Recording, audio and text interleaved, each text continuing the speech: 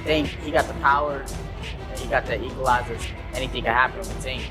But Tank gave away a lot of rounds. With 1,000 keys on it. But every key, they knew that key was for a certain door to get into the building. I'm saying, he's the super with that big key ring, and he's looking for the right key to get in the door. That's match. Did you understand in that moment, like, why he is who he is? Yeah, I seen why he was able to beat these guys. Curmel Moton has issued a strong warning to Lamont, urging him to think twice before agreeing to a rematch with Gervonta "Tank" Davis. Following the emergence of Davis's powerful new physique and sharper skills, Moton stressed that Tank had become even more dangerous. He highlighted Davis's rightful position as the face of boxing and cautioned that any bout with him carries major risk. According to Moton, challenging Davis again is nothing short of a high-stakes gamble. I put the pressure, got some skills myself, and I feel like it's fighting. I know I'm a better fighter than a sharper fighter, and I know I'm working harder than him, so, we're gonna see. But I know that I have what it takes, and I'm gonna do it first. Gervonta Davis's latest training footage is generating major buzz. In a short gym clip, his transformed physique alone signals trouble. He's noticeably more muscular, and his movements are sharp, explosive, and laser-focused. Each punch lands with precision and purpose, revealing a fighter in peak form. Observers agree. This isn't casual training. Davis is preparing to dominate. His intense condition sends a clear message. He's taking the upcoming rematch very seriously and plans to make a statement.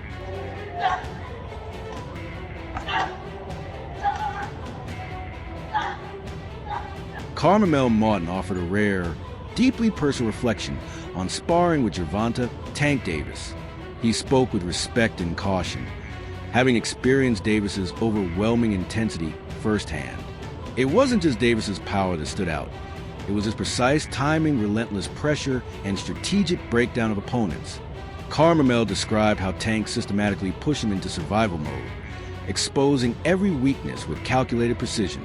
That session gave him a clear understanding of why so many seasoned fighters struggle against Davis. It wasn't only physical, it was a mental battle too, demanding focus, endurance, and resilience at the highest level. What was it like when you sparred him? I know you sparred Tank early on. Yeah. What was that experience like? Like, replay that experience for me. Like, you coming out of it, what was your thought? Yeah, I was nervous at first. I think I was 15 at the time we sparred, so he wasn't really like trying to knock me out or nothing like that. But we were going like, he was using the speed on me. Like, we was both like going speed for speed, and it was great. It was like a chess match. Did you understand in that moment, like, why he is who he is? Yeah, I seen why he was able to beat these guys. Then I also see why I'm so I got all this hype around me. Despite understanding the risks, Curmel once voiced his desire to face Gervonta Davis before the champion retires. It wasn't driven by ego, but by a deep urge to test himself against one of boxing's most complete fighters. He believed that stepping into the ring with someone as elite as Davis would reveal his true level. That ambition, though risky, shows the mindset of a warrior who embraces challenge and honors greatness by wanting to confront it directly. It's a big fight. Do you think Tank will retire before you can, because there is a small possibility. He's still at 35, so maybe you can catch him at 40 in 5 years, right? He's, 29? He'll be 29 November, or he's 29 now? One of the two, so he'll be 30. Technically, it'll be like him fighting Loma, almost 36. Or you don't even think about that? I don't think about it. I'm not really focused on it. I'm focused on now. My upcoming fights. Take one fight at a time, but who knows what the future holds. I do know Tank said that he ain't want to be around that much longer though. From what he said, take care of not Devin no more. He don't fight Devin. Shakur. What's he said? Tifimo? I think he said he wanted to retire. The frequent comparisons between Curmel and Gervonta Davis haven't gone unnoticed. Rather than taking offense, Curmel sees him as a sign of his development and growing potential. Being mentioned in the same breath as a global star, like Davis, speaks volumes about how far he's come. He understands that Davis is a defining figure in modern boxing, known for more than just titles. He delivers excitement. For Curmel, that comparison fuels his drive to reach greatness. A lot of people compare you to Tank. Where you hear that, like when they call you Tank 2.0 or whatever, how do you feel about that? I used to take it as like a compliment. When I was an amateur, I used to take it as a compliment. They compare me to Tank, you know, he facing boxing, the biggest names in the sport, real high skill. But now I feel like I want to make a name for myself. I don't want to be 2.0 or nobody. I want to be the first me, you know, and make my... Oscar de la Hoya, a seasoned voice in boxing, weighed in on the upcoming clash with honest insight, while he acknowledged Lamont Roach's skill and technical talent. He didn't hesitate to highlight the danger Gervonta Davis presents. In De La Hoya's view, Roach is facing a whole new level of aggression, explosiveness, and ring IQ. He believes Tank's intensity makes this matchup far more than just a test. It's a serious threat to Roach. No, I think Lamont Roach is a terrific fighter. He might be a little over his head with Gervonta Davis. Gervonta Davis is, I mean, to say the least, he's a beast. He really is. He's a tremendous fighter. He's a dedicated fighter when it comes to training and fighting and making sure that he's in optimal conditions when he steps inside that squared circle. It's going to be a tough night for Roach, but you can never count him out. You know, watching him fight up close and personal, he's sneaky good, which means he can catch you at any time. He can land combinations, sometimes at will, without you even knowing it. You know, he's that sneaky. So yeah, it's going to be very interesting. But you know, obviously Gervonta Davis has the experience, he has the knowledge, he has that mean streak in him that will take you out with any punch. Frank Martin has offered a straightforward analysis ahead of the rematch, expressing respect for Lamont Roach's skill set, but predicting a challenging night for him. From Martin's perspective, Gervonta Davis's mix of power, timing, and ring control will slowly dismantle Roach. He believes Tank will apply steady, calculated pressure that eventually forces Roach into survival mode. Martin's view is rooted in first-hand understanding of the physical and mental toll a relentless, high-level fighter like Davis can inflict. They're trying to get that fight more of a, like, oh, it's going to be a good fight, but no, Roach is a decent fighter, but Tank on dog. Tank on dog.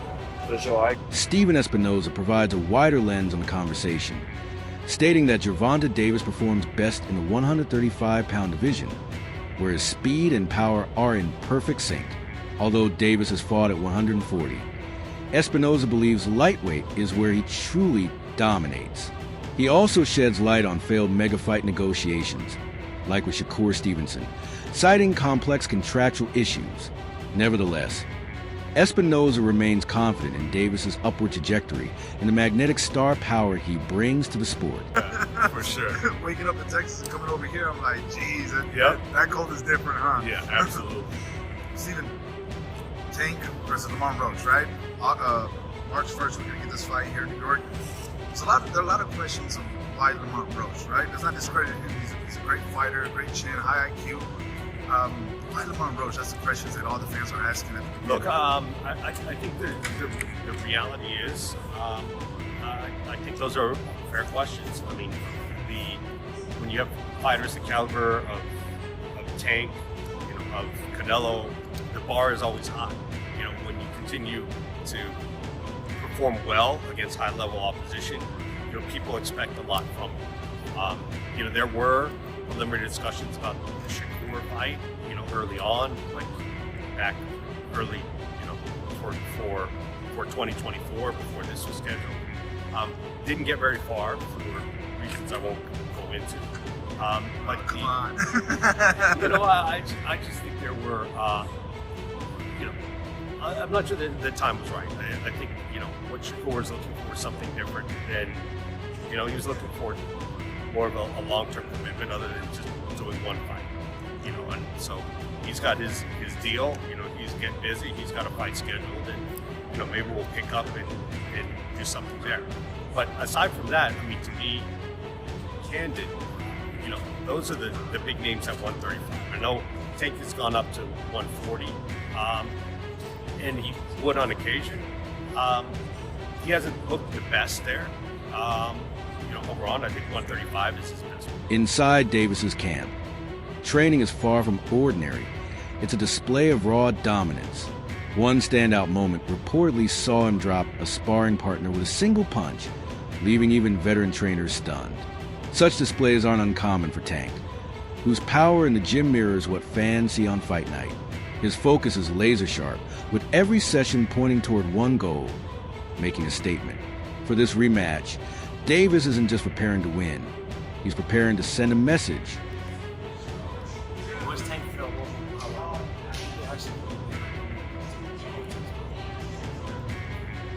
I don't think anybody can take his power. You know he knocked out heavyweights? Tell me the story, what happened? What's the one boy name? No, don't say a name, I don't want to embarrass anyone. No, you're right. But tell people what happened. And I was about to spar. Before I was about to spar Tank, he was sparring this big boy. A heavyweight. Heavyweight boy. And Tank hit that nigga. He hit him so hard that he was on the top of the rope just like this. Like, I thought he died. Like, I ain't gonna lie to you. I thought he died. Tank, is that true? You almost killed a heavyweight in the ring? That's what he said. Because he asked me, how does a 135 pounder take your power? I said, I don't think anybody takes the power. Just not getting there. Were you shocked when you saw that? No. Were you shocked? I was just like, And you know what else he told me? You punched him upstairs, he lost feeling in his leg. No, he didn't. You told me that, right? No, it happened.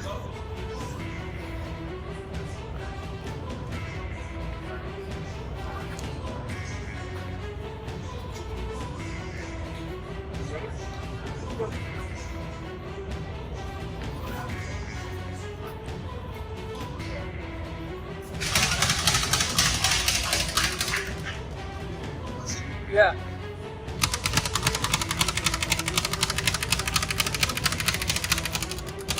Lamont Roach isn't stepping into this fight as an underdog hoping for a miracle. He's arriving seasoned, focused, and sharpened by experience.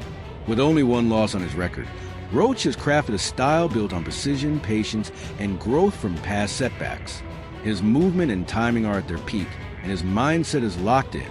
He's not entering the ring to simply survive Gervonta Davis. He's coming to test him, challenge him, and push back on every front. Out here selling under 150,000 pay-per-views, you kidding me? Oh man, Face of Boxing, yeah, turn that shit off.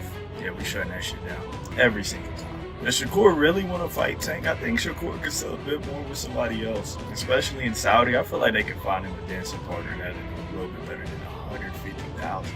Okay, I get it. This is why PBC delayed this fight for what, 5 months? I ain't want to pay this motherfucker because y'all know he can't settle. I mean, this should have been evident. If you do the math, Tank has never been that great of a pay-per-view draw. He sold over 300K twice now in his career. He sold over 300K with Ryan Garcia, that's obvious, Ryan's the bigger star. And then he sold over 300 with Martin, so about 325. But when we put it in perspective, that Frank Martin fight was a comeback fight after a year layoff, so it was always going to sell. Every comeback fight's going to sell. It was one of the first pay-per-views on Amazon's new PBC deal, so they were really trying to push it. And then he had David Benavidez as the co-main event with Gary Russell and Alberto Puello under them. You take away all those factors, that this wasn't a comeback fight. David Benavidez isn't the co-main event, and Amazon has now been in the game for over a year. It makes sense it only sold 150. I know there's going to be a couple of you guys in the comments, no, it's on 500K. Don't be so good. It didn't sell 500K. I don't know if Tank's a top, well, I know for a fact he's not a top 5 draw in the sport of boxing anymore. Whoa. He's not selling pay-per-views. Bivol better be up just triple it. Well, Jerry, their pay-per-views are cheaper. Don't matter. All that matters is who has more eyes watching him, and Bivol better be after Tank. Roach's credentials command respect. A former world champion, he's proven himself at the highest level of competition. While Gervonta Davis often commands a spotlight, Lamont Roach has quietly built a legacy rooted in consistency, technical skill, and resilience. His past victories highlight not just durability, but sharp, composed style under pressure. Those who underestimate Roach overlook the depth he brings into the ring. Unlike many challengers who crumble against Tank's intensity, Roach adapts, resets, and counters with purpose. When their first encounter ended in a draw, it sent shockwaves through the boxing world. For the first time in years, questions were raised about Davis's aura of invincibility. That result wasn't just a number on a record. It marked a visible crack in Tank's dominance. Fans and analysts alike began to debate whether it was an off night or a real sign of vulnerability. Roach's performance became a blueprint on how to challenge Davis. He's a businessman now, you know. He's not all loud and crazy like he was. He's kind of toned it and tamed it, calmed it and tamed it down, toned it down a bit. So I respect that with Ryan, man, and I think he's gonna be a lot more focused now. And he's actually gonna go and train, and he's gonna definitely put on a show, and I think he's gonna win, man. I think he's gonna win by knockout. How long does that fight go in your opinion? It won't go past 6.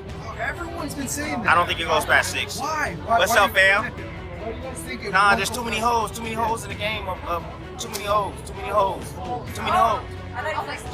in this game. Like, cut that right on out. Okay, cut that out. Too many hoes in this game, man. Y'all know, man. Come on, everybody's stupid. You know what I'm saying? Stevie Wonder over there, you can see that he got a lot of hoes in this game, man. You know, he's very unconventional, but you know, got some pop on his shots, but that's it. You know, I think Ryan's gonna catch him with that left hook, and it's gonna be 9-9. How shocking would it be if Rolly pulled the upset? That'd be shocking as hell if Rolly pulled off the upset.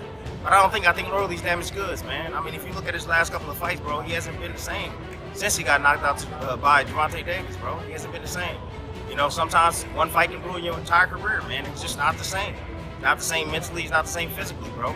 And after he left his coach, you know, coach has been, you know, that was coach starting out, Bill Bullock.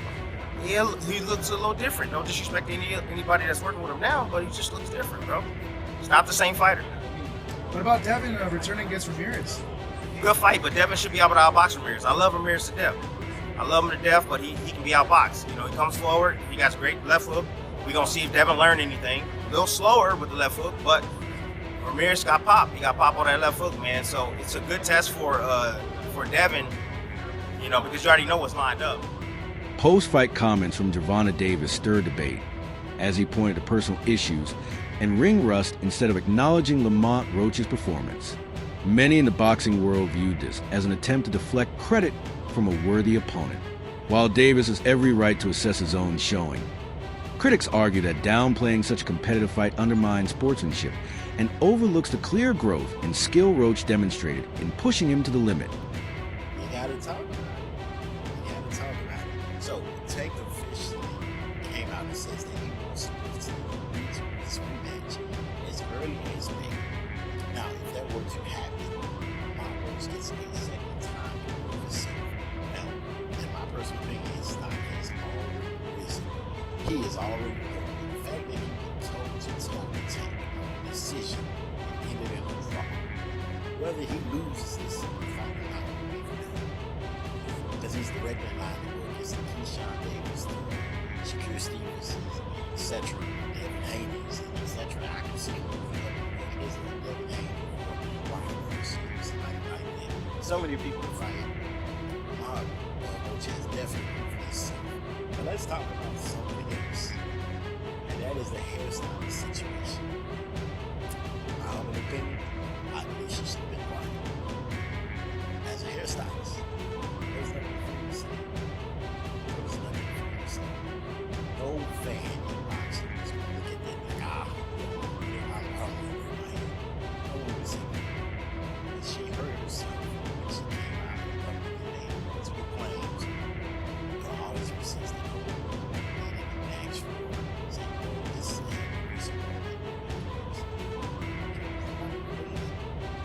sometimes it's best to be quiet. But you guys let me know in the comments, should she ever be quiet or should she be able to smoke? Amid all the debate and noise, one truth stands out. Gervonta Davis is a master of mid-fight adjustments. When circumstances shift, he doesn't panic. He recalibrates. His ability to read an opponent's rhythm and shift strategy on the fly sets him apart. Whether transitioning from defense to offense or managing distance under pressure, Davis adapts with precision.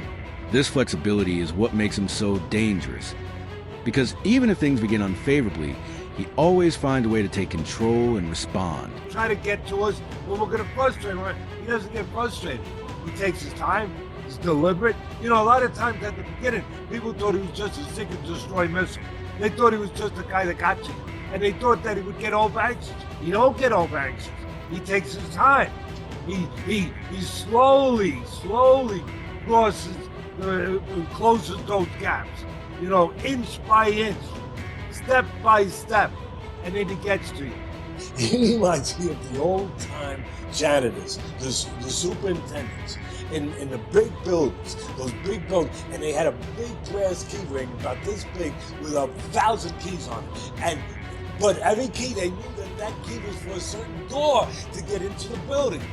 When he's moving around, I'm saying, he's the super with that big key ring, and he's looking for the right key to get in the door. You're great with the analogies. I love the analogies. And he finds the right key.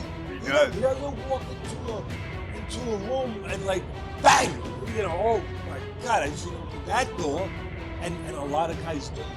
Romero walks into that room. Garcia walks into that room. You know? So he don't. And that's part of what separates him and makes him a guy that's one of the most complete fighters right now of all time. That's all for today's video. Stay tuned next time